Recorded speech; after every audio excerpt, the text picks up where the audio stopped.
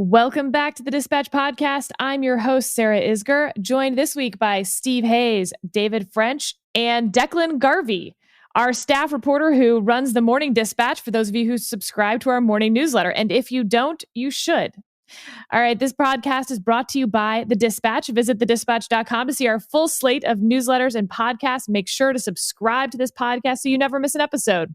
And we'll hear a little later from our sponsors, ExpressVPN and the Bradley Foundation. So what's up today? Well, we've got to talk about the vice presidential pick, Senator Kamala Harris. Lots to dive into there. We'll do a little on the D&I report on foreign election meddling from China, Iran, and Russia, of course. The Belarusian election, and we'll end with a little college sports.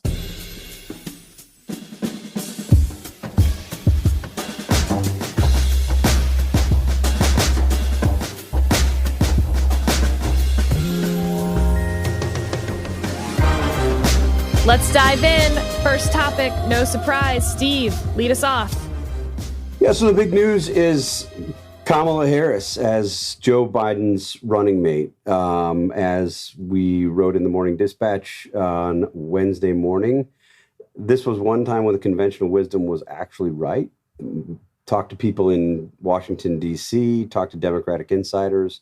They all thought that despite some early skirmishes between Joe Biden and Kamala Harris when she was a candidate for president, that she would likely emerge as his running mate, somebody who made too much sense given her experience as a prosecutor, her experience in law enforcement in California, her ability to be elected, the fact that she had been scrutinized at a national level, the fact that she is Black, the fact that she's a woman, which was one of the things that Biden said early was going to define his pick. That Kamala Harris was really somebody who was kind of the obvious pick in retrospect, looking back. I guess I would start the conversation by just pointing out some of the coverage. I think the coverage has been very, very interesting, bordering on celebratory by most of the ostensibly mainstream reporters who are covering politics and covering the race.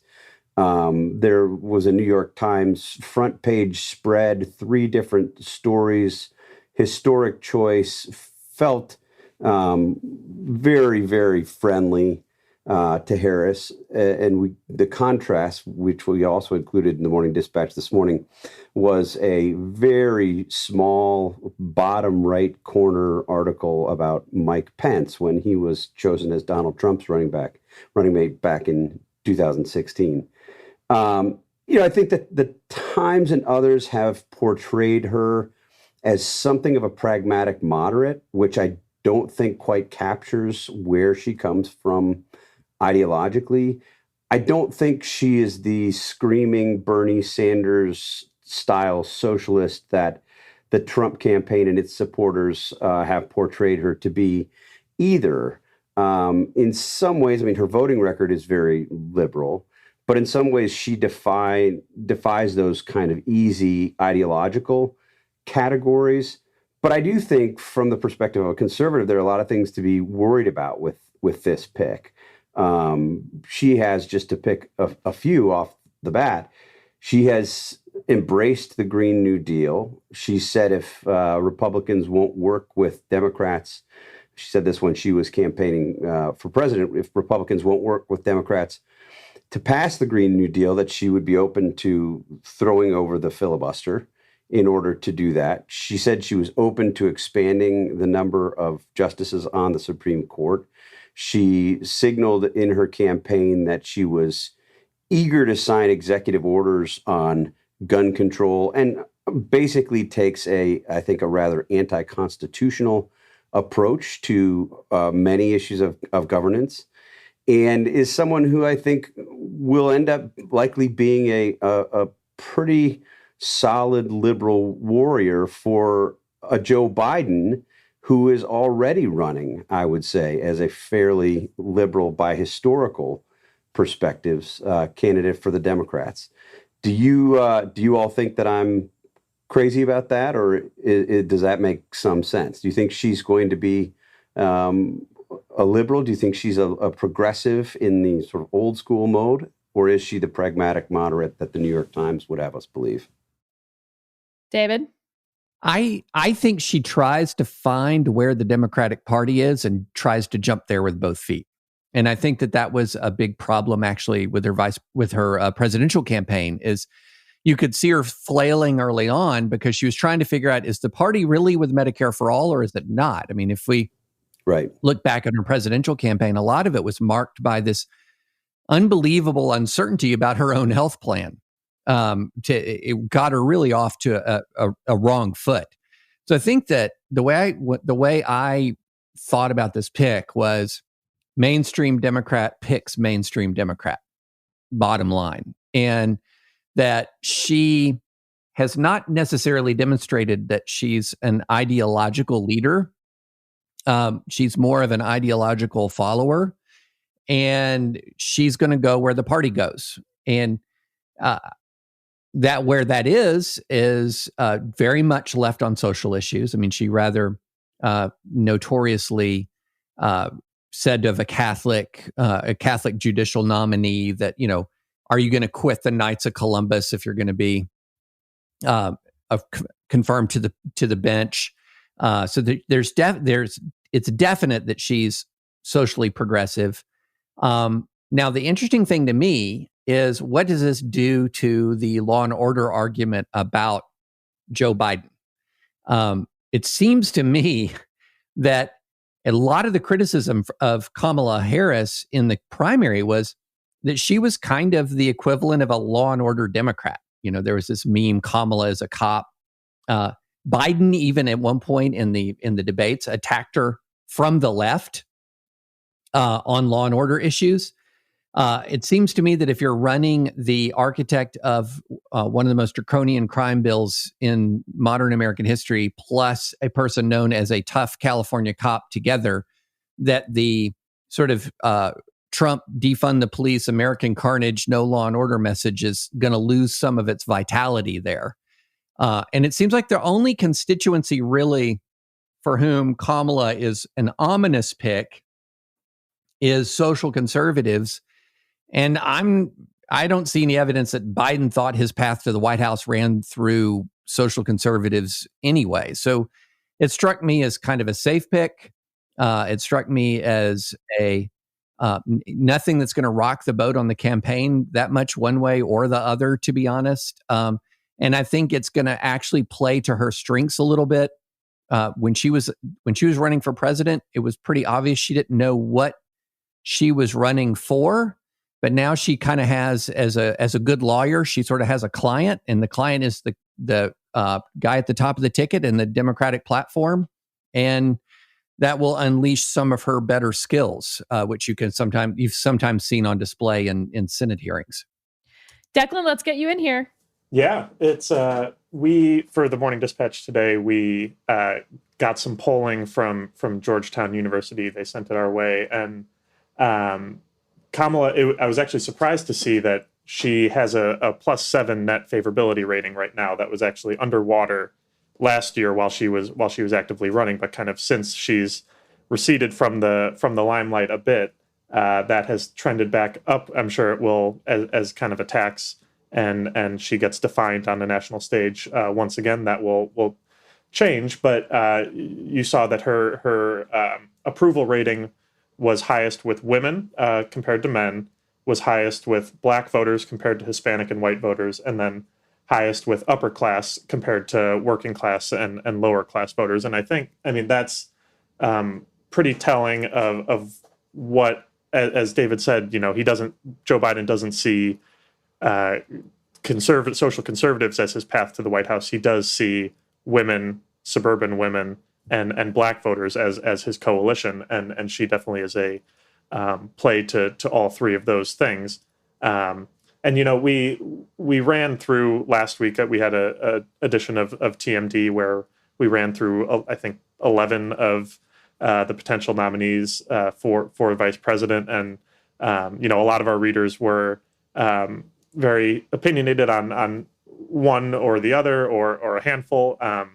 And it seems that Kamala Harris checked the most boxes for Biden. And from doing a little bit of reporting yesterday and talking to people on the Hill, the biggest one that Harris filled that some of these other candidates didn't was just the stability and the known quantity that Harris brought that some of these other candidates didn't, in that Susan Rice had never run for office and had never been on a campaign trail and had to interact with voters and things like that. Tammy Duckworth is still very, very new to the Senate and didn't run for president herself, has never undergone that serious vetting. And so Kamala is in many ways, she unites the Democratic Party. That there's going to be the vocal Bernie fringe that is not a fan of her, and particularly from the perspective of that law and order message that David referenced. But for the most part, she's a unity pick among the Democrats and a safe pick for Biden in terms of being a known quantity. And there in theory won't be too many surprises with her as she kind of takes to the campaign trail the last stretch here. So I think again and again we've seen reporters, pundits, basically expecting the Democratic Party to look like the Republican Party did in 2016 and expecting that to spin out. And then time and again, it's been close. There's been moments, but that hasn't happened. You have the Bernie wing of the party that looked like it was poised for a takeover, and everyone predicted sort of a 2016 repeat on the Democratic side. But if we were to make that analogy, and David, I'm curious if you agree, I think this is the Jeb Bush, Marco Rubio ticket. I totally agree with that. Totally. I mean, this is mainstream Democrat. And yeah, I mean, conservatives are right to say, well, Kamala is left of the typical mainstream Democrat, but that's because the Democratic Party is more left. That's right. Jeb and Marco were to the right of George W. Bush. Right. But that was because the party had moved right. And I just think that the reasons that people don't like Harris are the reasons why she'll be an incredibly effective campaigner, in my view. But also, the worst laid fears or perhaps hopes of the Trump campaign, that you would have this super far left-wing person to allow them to build this narrative around Biden.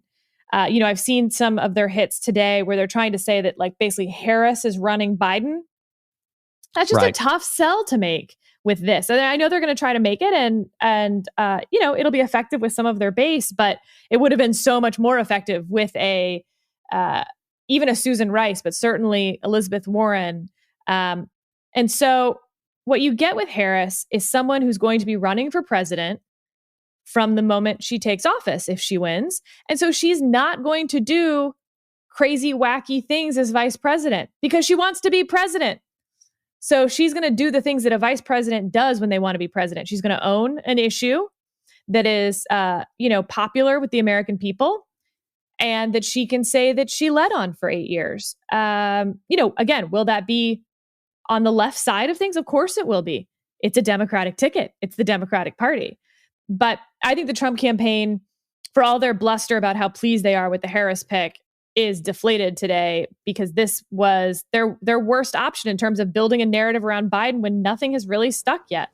And I think you saw that a little bit in the immediate reaction yesterday from the White House and the Trump campaign, and that obviously they had an ad out immediately characterizing Harris as phony, as a flip-flopper, et cetera.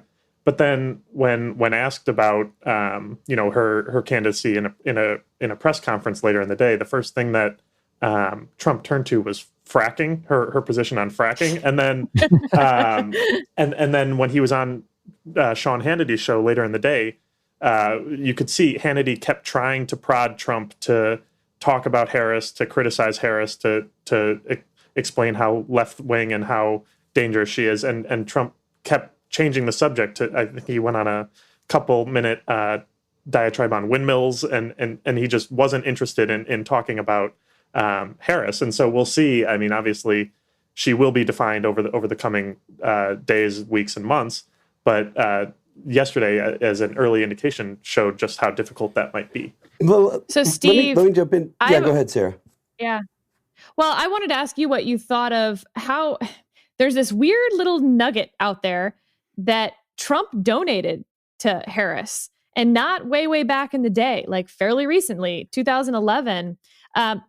You know, how will that factor in your mind to the Trump campaign's ability to attack her? But also, Harris took money from Trump, back when he was doing the birther stuff with Obama. So it like kind of cuts both ways. Yeah, and for that reason, I think it probably they end up neutralizing one another, right? I mean, we've seen Trump donate to many other Democrats in the past, and it not really have much effect on what arguments he makes or what arguments his supporters make on his behalf. I suspect that that'll be the case here, although I do think you'll see Democrats, as they try to portray Harris and by connection Biden as these sort of Bernie Sanders lights, they will say, Donald Trump donated to Kamala Harris. I do think, let me push back though a little bit on sort of where Biden and Harris fit in the sort of, if we're looking at this as an ideological spectrum. I think you're both right that they are, in today's Democratic Party, mainstream Democrats. But today's Democratic Party is far to the left of where the Democratic Party was 8 years ago. I mean, I would say 4 years ago, 8 years ago, 12 years ago. And that, while I don't think that I do think it'll be hard to sell her and Joe Biden as Bernie Sanders wannabes, it remains true that Biden, has had these negotiations and sort of this deal with the Sanders wing of the Democratic Party, even though Sanders really isn't a Democrat. And if you look at what they're proposing policy by policy, it's true that it's not as radical as it could be. That doesn't mean that it's centrist. And I think that's an important distinction to make. I mean, just some of the things that I mentioned that Kamala Harris has championed, these are radical proposals. The Green New Deal is a radical proposal. A watered down Green New Deal is a radical proposal. Changing the number of justices on the Supreme Court is a radical proposal. Implementing new gun control measures by executive order would be a radical undertaking. Now, Donald Trump, of course, has done a lot of this. Barack Obama had his pen and phone. So we've seen, both in terms of process and in terms of outcomes, this shift in the way that we're governed. But I do think it's notable that while they may be mainstream in today's Democratic Party, if this were 20 years ago, they would be seen as lefty fringe candidates in the Democratic Party. No, I think that's right. I mean, I definitely think that's right. I do think, though, however, if you look at the dynamics of modern American politics, I think the American public has moved a bit to the left in the Trump era. I also think that she's left in a way that is sort of most offensive, say, to the evangelical voters in Trump's base, where the one thing where we know, like, she's really solidly for abortion rights. She seems to have little, given very little thought to religious liberty. Obviously, if she became president, her judicial nominees would be pretty far to the left. But when it comes to the voters who gave the Democrats the House, these suburban voters, a lot of these guys now we know are not hardcore social conservatives. They're concerned, if the polling is any indication, when it comes to things they're really concerned about, race relations and the pandemic. I don't think there's anything about Kamala Harris that would give them pause on that. And from that standpoint, it feels like one of the potential long-lasting effects of the Trump presidency could well be turning some of these suburbs, if not blue, maybe light blue, or I don't know, is the right thing sort of purplish blue? That's not light blue. But it seems to me that if you're talking about, is this pick going to alienate the voters that Biden needs, according to the concerns that so far, as best we know from the polling that they've expressed, then I think the answer there is no. even though I think, Steve, you're absolutely right that the Biden-Harris platform is going to be well to the left of the Hillary platform in 2016 and to the left of Obama in 2012 and the left of Obama in 2008. And wouldn't it be ironic if sort of the way into a more progressive mainstream came as a result of sort of a counter reaction to a president in Trump who was not terribly ideological. So it's not like the shift to the left is happening because Donald Trump represents this sort of hard right ideological, in the old school ideological sense, president. It's a cultural shift and a further divide between, I hesitate to even call it the cultural right, but between this sort of, as David has talked about, kind of authoritarian, illiberal right and making the illiberal left perhaps more palatable to the suburban voters that David's talking about. I mean, that does seem likely to me. There's one quick thing. He's temperamentally very extreme. And so when people experience a person who's temperamentally extreme, even if sort of ideologically he's more moderate in many ways, they say to themselves, he's extreme. And it was interesting when you looked at the flip side of, say, Trump. Pete Buttigieg was temperamentally very moderate, but it would make me pull my hair out, what's left of it, when people would say Pete Buttigieg is moderate. No, Pete Buttigieg was not moderate at all. He was temperamentally moderate. And so you sort of experienced him as moderate, but ideologically, he was very left. And in the Republican Party, Dick Cheney was sort of the antithesis of Trump in that way, because he came up moderate temperamentally and had worked for so many moderates as he cut his teeth in national politics, working first for the Nixon administration, then for Gerald Ford. He became seen as a moderate. And then when he was elected in his own right to Congress in 1978 and carved out a voting record, by the time he was chosen as George W. Bush's running mate, there was this sense that Dick Cheney was, conservative, but still pretty moderate. And then the immediate aftermath of that pick, when people went back and looked at his voting record, I think people were surprised to a certain extent to learn that Dick Cheney actually was very conservative. And Cheney sort of, when I interviewed him about this, he took great joy in the fact that everybody had seen him for all these years as a moderate when he had compiled really one of the most conservative voting records in Congress over that stretch. So, Declan, I have a theory for you. The fun part about having Declan on this podcast is that normally I just text Declan all day my weird theories to get his feedback. And now I just get to ask you in person and put me on the spot. We get to actually talk. Yeah. So here's my theory. The president tweeted this morning, the suburban housewife, that was in quotes for some reason, the suburban housewife will be voting for me. They want safety and are thrilled that I ended the long-running program where low-income housing would invade their neighborhood. Biden would reinstall it in a bigger form with Cory Booker in charge. Setting aside several problematic aspects of that tweet, perhaps, here's my theory. They're going to actually, for the most part, they're going to try to brand Harris, and they're going to try to continue with the theme that the Biden-Harris ticket is this, wildly left-wing ticket. But what they're actually going to pivot to a little bit here is other cabinet members that Biden, quote unquote, will put in his cabinet. And you're going to see him saying Cory Booker is going to be in the cabinet and he's, a lunatic, and AOC is going to be in the cabinet, and basically using other foils because Harris is not going to be effective. Thoughts, feelings? I think that's exactly right. And I saw a little bit of back and forth yesterday that before the Biden campaign made the announcement of Harris, one of the spokespeople came out and said, it's kind of funny that the Trump campaign is already painting our pick as a left-wing radical before they even know who it is. And I mean, that's true, that no matter who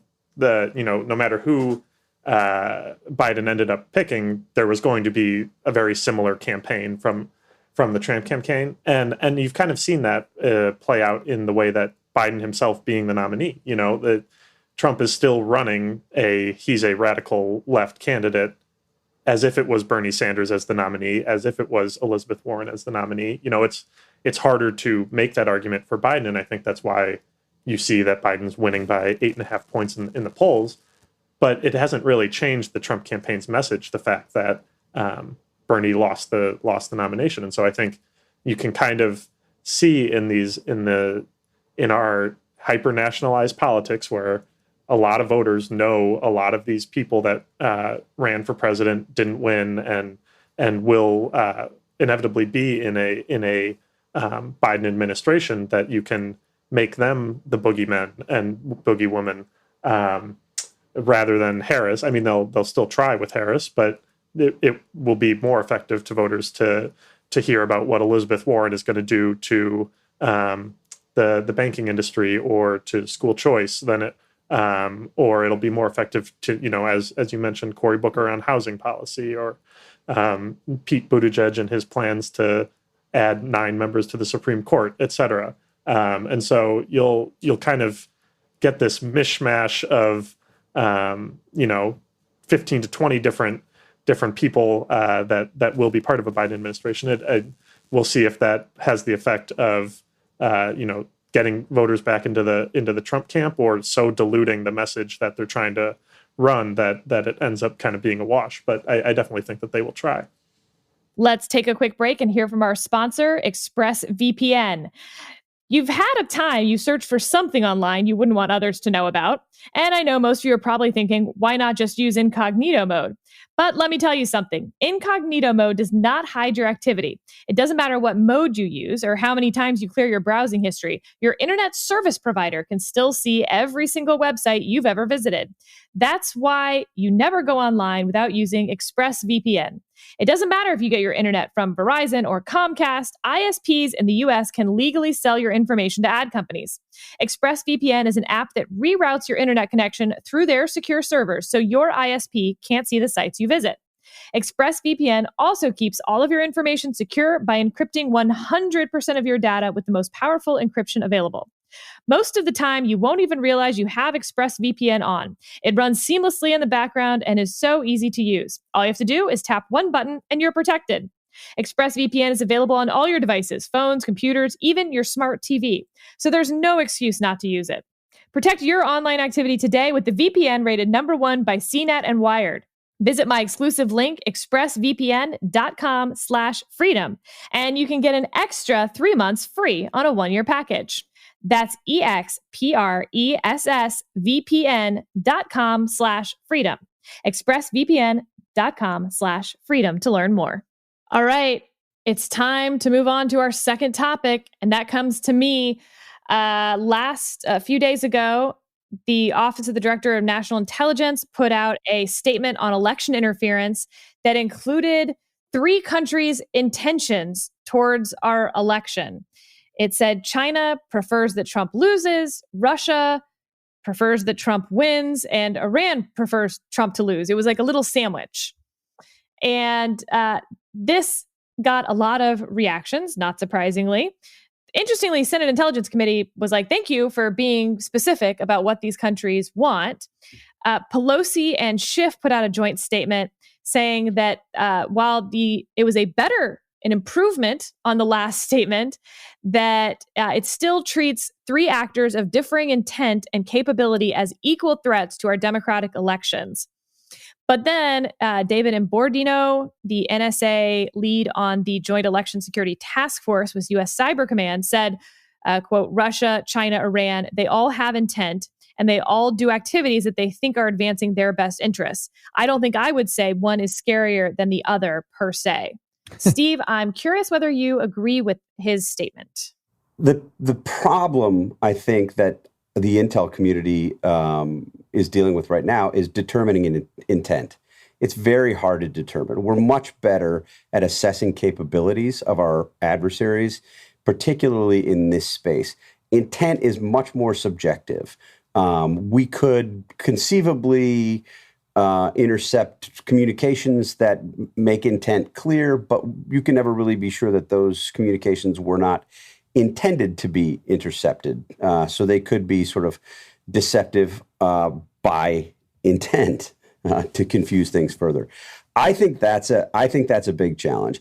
The basics, as I understand them, is that the United States is confident that Russia will attempt to meddle, and that Russia will be pretty brazen about it, pretty open about it. They want people to know that they're giving fits to this global superpower and that they can potentially affect the outcome of our elections with their meddling. China is much more eager to play a sort of behind the scenes role with vastly superior capabilities to those of Russia. I think there have been some worrisome reporting in intel channels about exactly what China could do given its capabilities, or given what we think China's capabilities are, relative to what we think they will do, because China, the theory goes, the reasoning goes, China does not want to sort of blow up the U.S. election so much as it wants to make things more difficult. China needs our markets. China would like to see a diminished United States, but not one that collapses immediately because of the effects that would have on Chinese economy, China's trade, China's the sort of balance of global superpowers. I don't take great comfort in our assessment that China does not have the same intent or is unlikely to be as aggressive as Russia. If we think China is potentially in some of our election systems now, and I think we do believe that, I think our intelligence community does believe that, that should be tremendously unnerving to our government leaders and to the public at large. This, it strikes me, is one of the most significant stories, and the kind of thing that, you see this report, and the unclassified version of this report put out publicly. I think it's so that the intelligence community can say to people, both to warn them prospectively, but also to say, hey, we are doing everything we can to monitor this, and we are briefing policymakers so that they understand what the risks are. It's not the job of the intel community to lay out the specific responses to these things. That's the job of policymakers. But we're making very clear that these potential threats exist, that they're not imagined, and that it would behoove policymakers to actually do something to address these threats. What we can't determine yet is what policymakers are doing, because as you say, Sarah, you have political interests here in the United States with the polarization that we see every single day, not wanting to work together to protect our elections, with different adversaries potentially or allegedly wanting different outcomes. You have different political parties and different political interests working crosswise in protecting our own elections. And I think that is a real sad state of affairs. And it's one of the ways in which polarization could lead to pretty dramatic negative consequences if it's not addressed. David, am I the only one who doesn't care who these countries want to win? They should stay the hell out of our system. It's funny. I felt like we were watching sort of like the tyrant's endorsements rolling in. Like, right? I frankly, what I don't care about is who China wants to win, who Russia wants to win. What I do care about is what will China or Russia do to further stoke the incredible amount of distrust and negative polarization in this country. If you look back on 2016, the Russian disruption operation in our election has to be one of the most cost-effective disruption operations in intelligence history. I mean, what about $100,000 worth of Jesus arm wrestling Satan memes, a couple of spearfishing hacks, and Americans are at each other's throats, with a big chunk of Americans believing either the memes or the combination of the memes or the hacks resulted in an illegitimate election outcome. I mean, this is stunningly cost-effective work from Russia, and I feel like we're more vulnerable rather than less vulnerable in 2020 in a very key respect, in that we're more vulnerable to hating each other over Russia, even than we were in 2016, which is very, very dangerous. And the only other thing I have to say, because I'm rewatching The Americans right now, one of the great shows in television history. The real losers here are Philip and Elizabeth Jennings, because they had to, in the 1980s, go to the United States of America, pretend to be American, leave a trail of bodies in their wake, undertake these incredibly dangerous intel operations for marginal benefit, when if they were, alive now, in their prime now, they could just be sitting back at their homes in Moscow making memes. Oh, David. So David, going with the television, The Americans, for those who have not watched it. What was that, FX? What was it? That was FX, but you can see it now. It's on Amazon Prime, and it's so... It is amazing, by the way, just like little side cul-de-sac for David and I, that The Americans, they did so, like, talk about my curling metaphor. There was so much sweeping for, like, no benefit. Oh, there's a whole subplot where they like leave all these bodies on the floor to send in bad information to the Soviet Navy. And anyway, well, we digress. Hey, I watched The American just so that I can register this moment, mark this moment as the somebody who's not up on popular culture, doesn't watch movies, doesn't really watch TV the same way that you all consume it. I watched The Americans. I agree entirely. It was fantastic. Oh my fantastic. God. You guys, Serious. Steve's been body snatched. There's an alien on our podcast. This is how we would know. We always said this is how we would tell. The moment has come. Okay, Declan, thoughts on the D&I report? Yeah, I'm actually reporting out a piece on this right now. I've talked to a bunch of experts in disinformation, social media campaigns, things like that, and they're worried. It's one of the biggest takeaways that I've gotten is just how far we've come from 2016, in that, one, we're aware that it's happening at a kind of a broader scale, and two, that the tech companies that were basically exploited, Facebook, Twitter, et cetera, in 2016 now have, much more robust mechanisms in place to catch this stuff, flag it, delete it, or mark it as otherwise.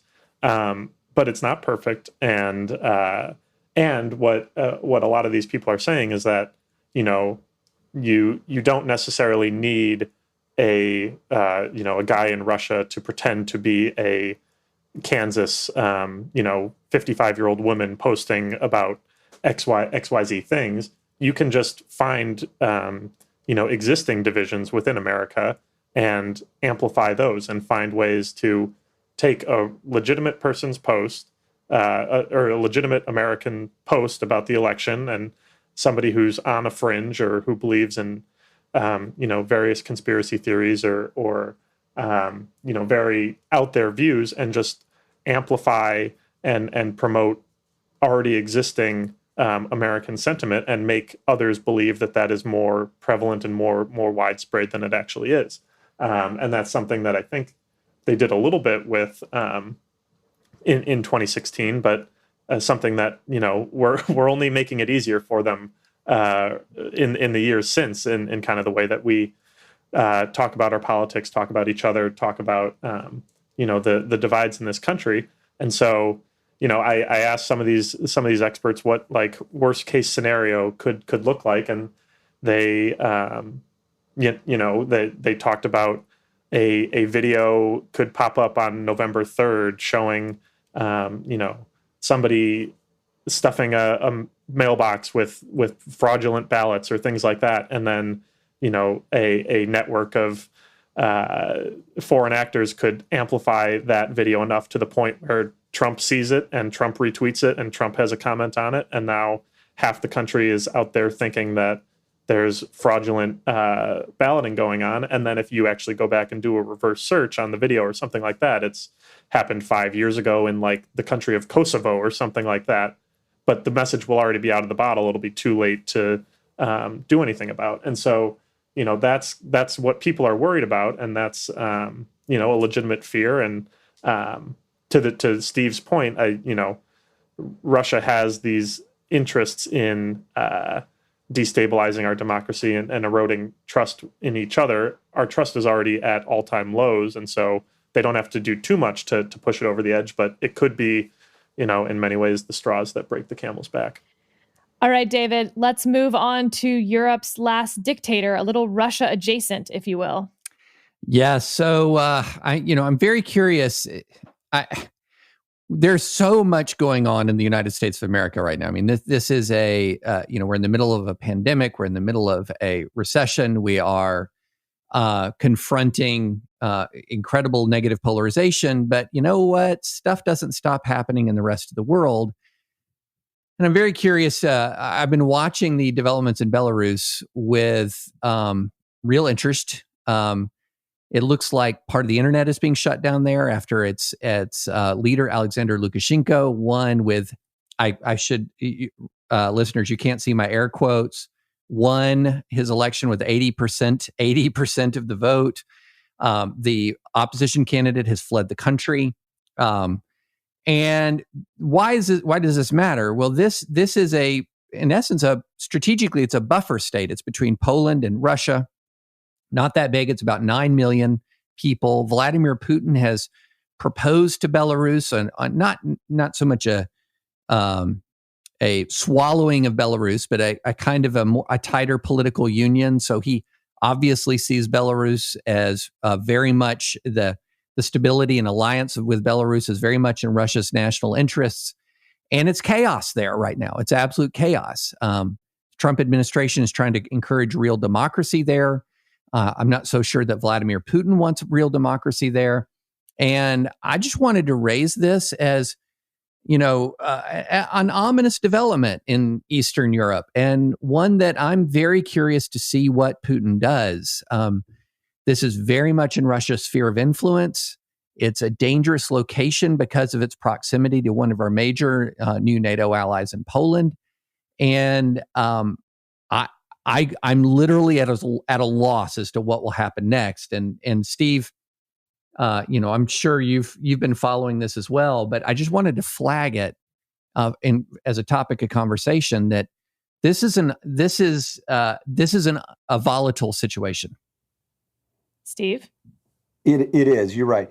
It's been very interesting to watch inside the Trump administration attempts to come to a consensus position on the election. I mean, it was pretty apparent in the days before the election last Sunday that Lukashenko was likely. He was certainly likely to be threatened. I think most people watching closely would have said he was likely to lose. There had been this groundswell of support first for the boyfriend of the eventual opposition candidate, Svetlana Tikhanovskaya, and then in favor of her. And she really became sort of the personification of this support, of this movement, part due to difficult on-again, off-again relations with Russia, part due to challenges to the Belarusian economy, in part due to the woeful mishandling of the coronavirus. All of these things have sort of added up to great frustration with the Lukashenko regime. And then, as many people predicted, Lukashenko seems to have stepped in and pretty solid evidence that this election is a fraud, including precincts with turnout over 100% of voters. We have a good piece on the website by Stephen Nix of the International Republican Institute laying out some of this and talking in particular about what the American response ought to be. There's been sort of a muted response, I would say, from the Trump administration. You had Mike Pompeo, Secretary of State, speak out earlier this week, suggesting that there shouldn't be these kinds of questions surrounding this election. You had a statement from Kayleigh McEnany expressing concern about the results, but you haven't seen the kind of forceful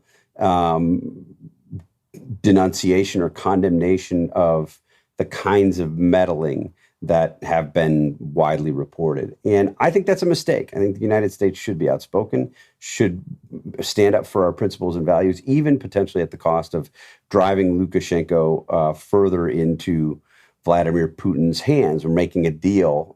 They're not buddies, but making some kind of a deal or looking to Putin as sort of a protector. I think it's important to rally the international community against these kinds of authoritarian moves, and we'd be smart to make a much stronger statement and to work with allies to potentially stand up to Lukashenko. Declan, the Morning Dispatch covered that this morning. This is your baby.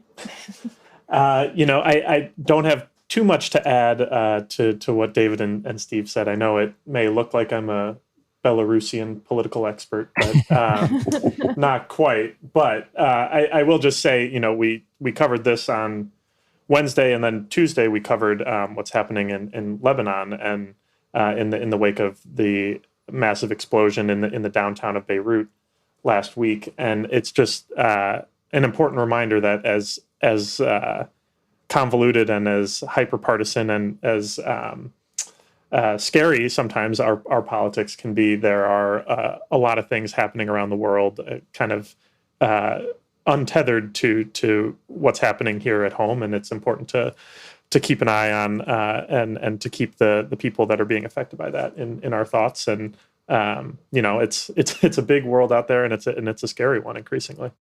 And a quick break to hear from our sponsor, the Bradley Foundation. Making sense of current events during this extraordinary time can be trying. Conceived in Liberty, the Bradley Speaker Series is a new video series that offers meaningful perspectives through engaging 15-minute interviews. Visit bradleyfdn.org/liberty to watch their most recent episode featuring renowned scholar Robert P. George, the McCormick Professor of Jurisprudence and Director of the James Madison Program in American Ideals and Institutions at Princeton University. George is a 2005 winner of the Bradley Prize and a member of the Bradley Foundation's Board of Directors. In this episode, he makes the case against judging historical figures by present standards and for telling the truth about America's history, protecting the integrity of the institutions of civil society, and being more understanding of those who have perspectives different from our own. That's Bradley with an L-E-Y at the end, fdn.org/liberty to watch the video. New episodes debut weekly, so go back often and subscribe to their YouTube channel to be notified whenever a new one is posted. Okay, well, you guys have all passed the marshmallow test for this podcast because we have saved the most contentious, important topic for last, and that is Declan's topic. As a Northwestern alum, I don't even really get to say go Cats this semester. I mean, that doesn't make it any different than most semesters, if we're honest about it. Oh, hush, Dave. Steve is the worst. Pat Fitzgerald has turned that program around. The last time I was on the Dispatch podcast, it was to talk about my experience being young. So I'm glad I get to bring in this other aspect of my identity, which is sports. And so, college football is in the news this week, yesterday, because the Big Ten and the Pac-12 decided officially to postpone all fall sports until at least the spring, most notably football. And so, we have 40% of the Power Five conferences. There will be no football this fall. The Big 12, ACC, and SEC, as I'm sure David will point out soon after, are continuing with their season. And I actually the SEC commissioner put out a pretty hilarious statement yesterday after the Big Ten made its decision, saying, "I look forward to learning more about the factors that led the Big Ten and Pac-12 leadership to take these actions." It's kind of a very polite, very David's warming up to speak right now, but so that there's definitely divide within the college football community on this issue of whether it is safe due to the coronavirus to play these games, and it's become a political issue as well as things are wont to do. Ben Sass, the senator from Nebraska and former university president, wrote a letter to Big Ten presidents and chancellors earlier this week, requesting that they do continue on with the season. President Trump has kind of thrown his weight behind the growing movement from players that are being led by Trevor Lawrence, the quarterback from Clemson, and about hashtag We Want to Play. And so there is going to be kind of this fight playing out over the next coming weeks of what sports will look like. Obviously, we've seen baseball and basketball return. The NFL is still slated to and hockey has returned as well. I got flack for neglecting hockey in TMD. So, and the NFL is still planning to return, but there was a brawl in an A's Astros game over the weekend after a player got hit by a pitch, and everybody on Twitter was screaming about how this brawl is in violation of the coronavirus safety protocols, that people are getting too close, that people are going to be spreading it to each other. And I tweeted out, like, guys, have you ever seen a game of football? That's essentially what this is. And so it will be interesting to see. I mean, NFL is going to go ahead. There's too much money for it not to. But I think we get to a point. There's been 2 outbreaks in across baseball thus far, and that's a sport that you are pretty socially distant in. But I think we start the NFL season, we see, breakouts pretty regularly, and it'll be interesting to see kind of how these organizations that have kind of chosen to plow ahead will look in the coming weeks and the decisions that they'll have to make. But my question go ahead. No, go ahead, Declan. My question to the panel is which conferences are right in how to manage this dilemma going forward. David's sitting in SEC country, but David, my favorite meme on this was the Jerry Maguire scene where Jerry's walking out of the office and they have Jerry as the Big Ten and Renee Zellweger as the Pac-12. And he's like, who's coming with me? And Renee Zellweger's like, yeah, Pac-12 coming with the Big Ten. And then the boss, the evil boss, is the SEC up in the second floor. And he just, like, with disgust walks away. You are that evil boss, David. No. The better meme is the one of Mel Gibson in full war paint and Braveheart and saying, hold in the face of the onrushing cavalry charge. And that's the SEC. That's the SEC. Look, let's just we're fact-based journalism and analysis. So as of right now, it is just simply a fact that the core of college football is entirely intact as far as the season goes. If you look back at the last 15 years of college football championships, 14, the leagues representing 14 of the last 15 titleists are still playing. So we're going to have a legitimate national champion. We would have a legitimate national champion if only the SEC West played this year. So as far as I'm concerned, college football is rolling forward and the minor leagues are dropping off, which is fine. It's like, I don't think AAA ball is playing in professional baseball right now, right? They're not. Yeah. Yeah. So I think I would say this. I mean, look, we're struggling with how to handle this thing. We don't know. And there is an err on the side of caution approach. Excuse me, and an error on the side of normal life. And I think the SEC schools are they're obviously located in red states that have opened sooner, have taken a different approach from some of the blue states. And this reflects that. And so my kids, for example, are going to the University of Tennessee this fall. Most of their classes are going to be online. I can easily imagine taking a bubbling approach to the players where their classes are 100% online, where you take measures to essentially quarantine them off from the rest of the student body. So there are ways to play sports safely, as the NBA is demonstrating. I mean, the NBA so far has pulled off its approach flawlessly. There have been 0 positive coronavirus cases since they restarted play, and NBA basketball, they are very physically in each other's faces. So what are the resources available to essentially bubble off these players while still providing them an education? I just have to say it feels possible, but the record of American competence across institutions in recent years does not give me an enormous amount of confidence. But let me just say I'm cautiously hopeful. Steve, I mean, we have seen young people die of this. It is, less statistically likely than someone who's older, for sure. But, 24-year-olds who are former high school football players in great shape have died. And one, statistical data algorithm said that of the 13,000 college football players, the likelihood was that 3 would die from the virus if they continued to play. What do you think?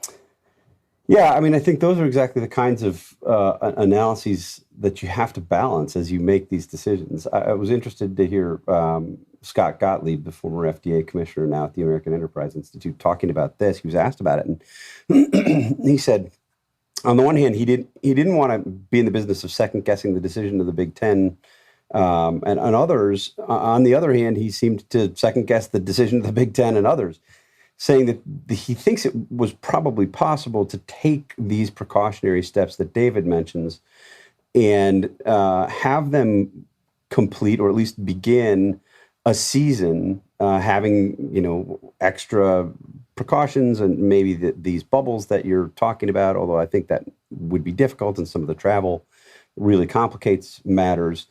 But he seemed to think that it would have been possible to give it a shot. And his understanding was that the reason that the decisions were made as they were was because it would have drawn resources from other parts of these schools' efforts to educate students in the middle of a pandemic. And that, you can imagine, would have been a massive, beyond the sort of public health questions, a massive PR challenge for some of the Big Ten schools that already are criticized for placing too much emphasis on football and too little emphasis on education. I will just say, as a coda, I'm surprised to see David fully embrace this cultural performative bravado, with the after all of his arguments about masks and the tough guy routines that we've seen, and his trenchant criticism of that, for David to now really flip and fully embrace this SEC, football at all costs mentality. I find it rather shocking. No. Football was bubbling. And I think it can work. The NBA has shown us the way. The bubbling approach can work. And I'd also say the MLB is traveling. They had the major problem early with the Marlins. You can always say major problem and Marlins in the same sentence, but they had the major problem. I think it served as a wake-up call for a lot of these players. You have a lot more control over college football players than you have over professional baseball players. As a rule, these schools have the resources to bubble. I mean, they are rich, especially the SEC schools are absolutely rich with resources. They have the resources to bubble. I say they can play safely. I hope they can play safely. It is within their capacity to play safely. Okay. Declan, last word to you. I hate to be the Debbie Downer on this conversation, and I hope that I'm wrong, but you with the MLB in particular, I think they've increased their rosters to 30 players this time around because of what we're talking about. But even after that first major disaster with the Marlins, a week later, there was a second major disaster with the Cardinals in St. Louis. And so they haven't played in a week and a half or 2 weeks now at this point. And then just yesterday, 2 Cleveland Indians players had to be sent home from the team because they got caught going out to bars in Chicago when they were playing the White Sox. And so these are professional athletes that are getting paid single to double digit millions of dollars this year to basically stay in this bubble. And there are 30 of them. And then there are, on a college football team, there's 80 to 100, sometimes more than 100, and they're not getting paid anything. And so the incentive, Trevor Lawrence in his widely circulated, comments about this, he's talking about players will want to be safe and take the precautions for their teammates and for their teams. And I think for, Clemson, which has a legitimate shot at a national title, there's definitely something to that. But if you're, playing at some, school like Kansas State or something like that, nothing wrong with Kansas State, but, you're not competing for a national title. if you're, the third string kicker, are you going to want to bubble for an entire, 6 months to, maintain that position and maintain that? And so I hope that I'm wrong and that this can work, but we'll see how it plays itself out. Okay. Last question to the guys. What was your main high school sport and what position did you play? I'm going to assume Steve actually was the actual athlete. So we're going to start with Declan. Well, it depends my high school counted marching band as a varsity sport in terms of. Yep, that's about what I thought.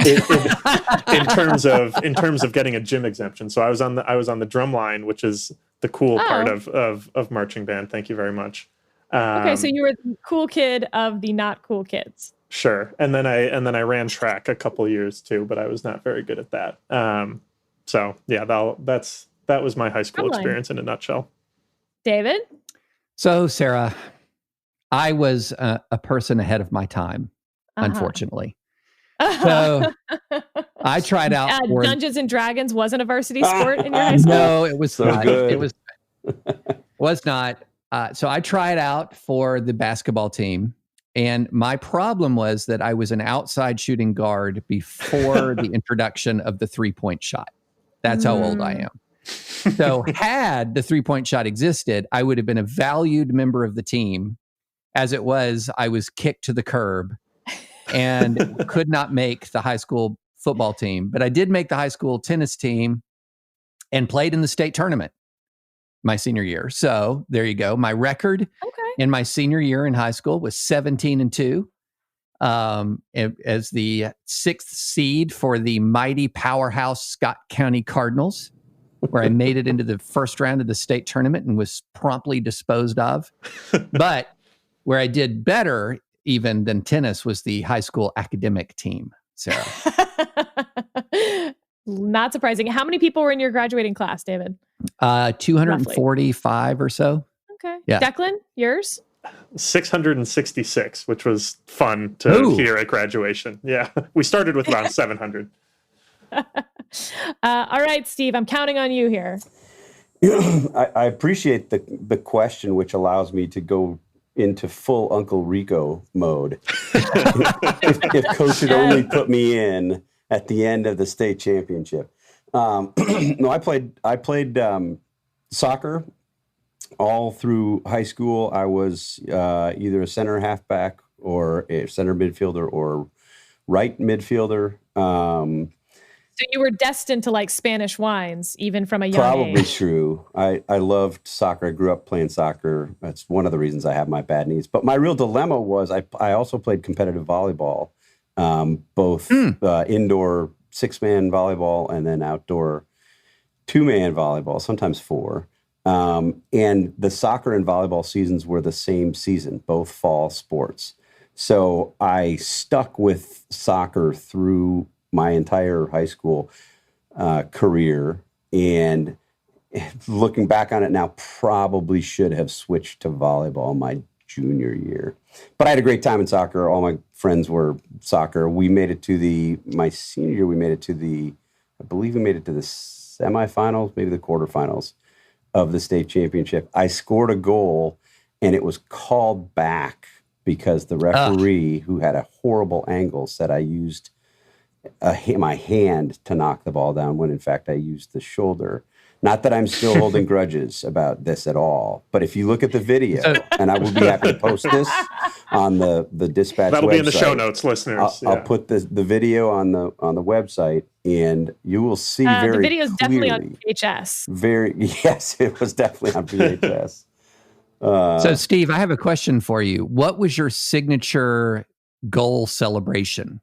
Like, did you rip off your shirt and slide into the corner? Did you like lift your leg on the corner like some soccer stars have? Did you have a cell phone hidden back in the day? Like TO? Was that the TO celebration? Yeah. I didn't. I mean, to be honest, I didn't score a ton of goals in soccer. I scored some. I scored more my freshman and JV year than I did when I was moved up to varsity. but I tried to, to live by the old motto, look like you've been there before. So mine was I always tried to be sort of understated. Interesting. And how many people were in your graduating class? I think we were about 500, something like that. The Wauwatosa East Red Raiders, now just the Wauwatosa East Raiders. I think we were 500. How old were you when Top Gun came out? I'm curious about that volleyball scene's influence on your life. Yeah, no, I was playing competitive volleyball before then, and that was an interesting moment because everybody then wanted to play volleyball, of course. But we were playing competitive volleyball well before then. That must have been my junior or senior year. And we would play, the University of Wisconsin-Milwaukee had night courts that were lit up with competitive games, really competitive games from the University of Wisconsin-Milwaukee had a men's team. And so we would go down and play two-man sort of tournaments to see how long you could hold the court for hours and hours on end against those guys from UWM and from the neighboring schools. So it was pretty competitive well before Top Gun. But then you had, everybody wanted to do it. So there's videotape out there, Sarah, of my peak exploits on the academic team. They were on WLEX TV in Lexington, Kentucky. They had a quiz show called In the Know, and it was a tournament broadcast on Saturday mornings of high school, the high school quiz teams. And listeners, I have really good news for you. I am not going to let any of the guys put up video of anything that they did in high school. The funny thing, though, if you see the highlight reels, which of course are all over YouTube with millions of views, I'm sitting next to the person who was had just previously been my high school girlfriend who had just broken up with me. And every time I correctly answer a question, you see my eyes dart over to her, like, see what you're missing. You gotta find that video. That's perfect. All right, listeners. I, of course, was the president of the orchestra in the viola section, and I have the varsity patch to prove it. Ditto, Declan. So thanks for listening. We will see you again next week. I am not allowing any commentary on that. And thanks again.